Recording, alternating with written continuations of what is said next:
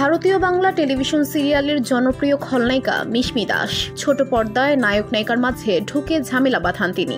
বাস্তব জীবনেও তার প্রেম ভেঙে গেছে, ফলে প্রেম নিয়ে তার তিক্ত অভিজ্ঞতা রয়েছে। এবার এই অভিনেত্রী জানালেন, পুরুষরা অসংবেদনশীল, ওদের বোঝার ক্ষমতা কম।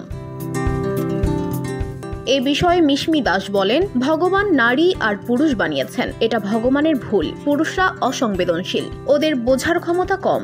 এত বছর সিঙ্গেল থেকে অনুভব করেছি, ওদের বোঝার ক্ষমতা যখন কম, তখন ওদেরকে আমার চাই না।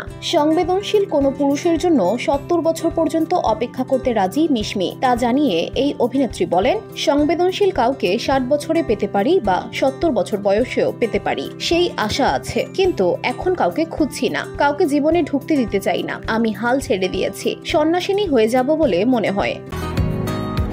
বসুন্ধরা, উত্তরা, বনশ্রী, কুড়িল ও বাড্ডা সহ রাজধানীর বিভিন্ন স্থানে অভিজাত ও অত্যাধুনিক মানের ফ্ল্যাট কেনার এক নির্ভরযোগ্য প্রতিষ্ঠান প্লেজেন্ট প্রপার্টিজ লিমিটেড। তাই আপনার স্বপ্নের আবাসনের জন্য আজই যোগাযোগ করুন।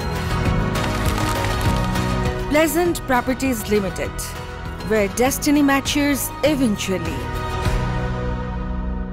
বিশাল ভনের সঙ্গে সম্পর্কে জড়িয়েছিলেন মিশমি। এই সম্পর্ক নিয়ে কখনো লুকোছুপি করেননি। কাজ থেকে বিরতি নিয়ে প্রিয় মানুষের সঙ্গে সময় কাটাতে গোয়ায় গিয়েছিলেন। মূলত সেখানেই সম্পর্কের অবনতি ঘটে, সর্বশেষ যা বিচ্ছেদের রূপ নেয়। তবে কি কারণে এই সম্পর্ক ভেঙে যায় তা জানাতে নারাজ মিশমি। 2023 সালে এই অভিনেত্রী বলেছিলেন, অর্থ আর ভালোবাসার পেছনে ছুটে লাভ নাই, কেবল কথায় নয় পোশাকেও সাহসী মিশমি দাস। এর আগে খোলামেলা পোশাকের পাশাপাশি বিকিনি পরেও আলোচনার জন্ম দিয়েছেন। আমাদের এই পথ যদি না শেষ হয় ধারাবাহিকে অভিনয় করে দর্শক মনে আলাদা জায়গা করে নেন মিশমি। এই মুহূর্তে মিশমির ফুলকি ধারাবাহিক চর্চায় রয়েছে। কিছুদিন আগে 700 পর্ব পার করেছে এটি। এতে মিশমির চরিত্রটি গুরুত্বপূর্ণ।